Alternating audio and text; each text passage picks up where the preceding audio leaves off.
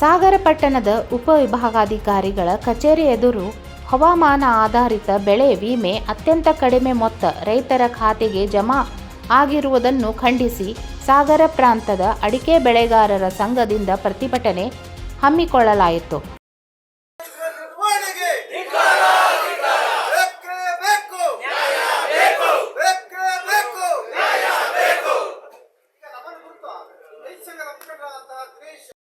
ಹೊಸನಗರ ಸೊರಬ ತಾಲೂಕಿನಲ್ಲಿ ಕಮ್ಮಿಯಾಗಿ ಬಂದಿದೆ.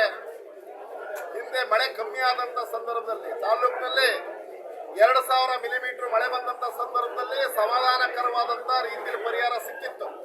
ಸಾಗರ ಒಂದೇ ತಾಲೂಕಿಗೆ 14 ಕೋಟಿ ಪರಿಹಾರ ಸಿಕ್ಕಿತ್ತು.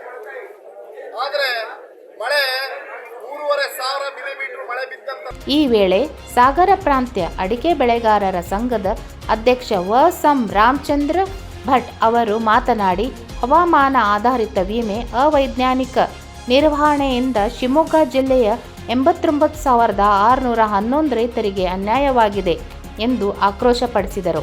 ಜಿಲ್ಲೆಯ ರೈತರಿಗೆ ನ್ಯಾಯಸಮ್ಮತವಾಗಿ ಪ್ರತಿ ಹೆಕ್ಟರಿಗೂ 2024ನೇ ಹಾಗೂ 2025ನೇ ಸಾಲಿನ 1,28,000 ರೂಪಾಯಿಗಳ ಪರಿಹಾರದ ಮೊತ್ತ ಬೆಳೆಗಾರರ ಖಾತೆಗೆ ಜಮಾ ಆಗಬೇಕು ಎಂದು ಒತ್ತಾಯಿಸಿದರು. ಬಳಿಕ ತಾಲೂಕ್ ಪಂಚಾಯತಿ ಮಾಜಿ ಅಧ್ಯಕ್ಷ ಮಲ್ಲಿಕಾರ್ಜುನ್ ಹಕ್ರೆ ಮಾತನಾಡಿ, 2023ನೇ ಸಾಲಿನಲ್ಲಿ ಶಿವಮೊಗ್ಗ ಜಿಲ್ಲೆಗೆ ಕೇಂದ್ರ ಸರ್ಕಾರದ ಹವಾಮಾನ ಆಧಾರಿತ ಬೆಳೆ ವಿಮೆ ಸಮಾಧಾನಕರವಾಗಿ ಪರಿಹಾರ ಬೆಳೆಗಾರರ ಖಾತೆಗೆ 156 ಕೋಟಿ ರೂಪಾಯಿಗಳ ಜಮೆ ಆಗಿತ್ತು.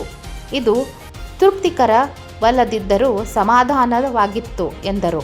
ರೈತ ಸಂಘದ ಜಿಲ್ಲಾ ಅಧ್ಯಕ್ಷ ದಿನೇಶ್ ಶಿರ್ವಾಳ್ ಮಾತನಾಡಿ, ಹವಾಮಾನ ಆಧಾರಿತ ಬೆಳೆ ವಿಮೆ ಅವೈಜ್ಞಾನಿಕ ನಿರ್ವಹಣೆಗೆ ಶಿವಮೊಗ್ಗದ ಜಿಲ್ಲಾಧಿಕಾರಿಗಳೇ ನೇರ ಹೊಣೆ. ಅವರ ನಿರ್ಲಕ್ಷ್ಯದಿಂದ ಶಿವಮೊಗ್ಗ ಜಿಲ್ಲೆಯ ರೈತರಿಗೆ ಅನ್ಯಾಯವಾಗಿದೆ. ಜಿಲ್ಲಾ ಅಧಿಕಾರಿಗಳ ದಿವ್ಯ ನಿರ್ಲಕ್ಷ್ಯಕ್ಕೆ ಮೊನ್ನೆ ನ್ಯಾಯಾಲಯದಿಂದ ಜಿಲ್ಲಾ ಅಧಿಕಾರಿಗಳ ಕಾರು ಜಪ್ತಿಗೆ ಆದೇಶವಾಗಿರುವುದು ಸಾಕ್ಷಿ ಎಂದು ದೂರಿದರು.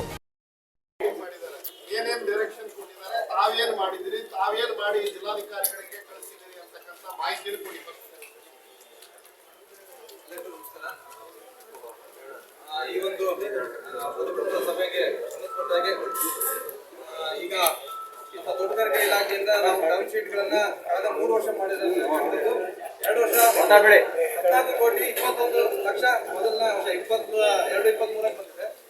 23-24ಕ್ಕೆ 14 ಕೋಟಿ 62 ಲಕ್ಷ ಬಂತು.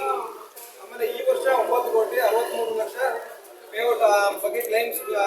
ನಂತರ ಹಿರಿಯರಾದ ಅಪು ನಾರಾಯಣಪ್ಪ, ಅಫ್ಕೋರ್ಸ್ ಅಧ್ಯಕ್ಷ ಬಿ ಇಂದುರ್ಧರ್ ಗೌಡ, ಎಪಿಎಂಸಿ ಮಾಜಿ ಅಧ್ಯಕ್ಷ ಚೇತನ್ ರಾಜ್ ಕೊಣ್ಣೂರ್, ಲಕ್ಷ್ಮಣ್ ನಾರಾಯಣ್ ಕೊಳಗಿ ಪ್ರತಿಭಟನೆಯಲ್ಲಿ ಮಾತನಾಡಿದರು.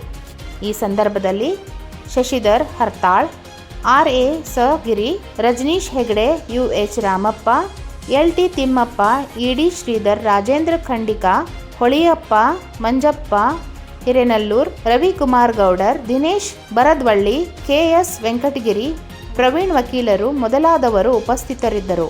ರವಿ, 9 ಲೈವ್ ನ್ಯೂಸ್, ಸಾಗರ.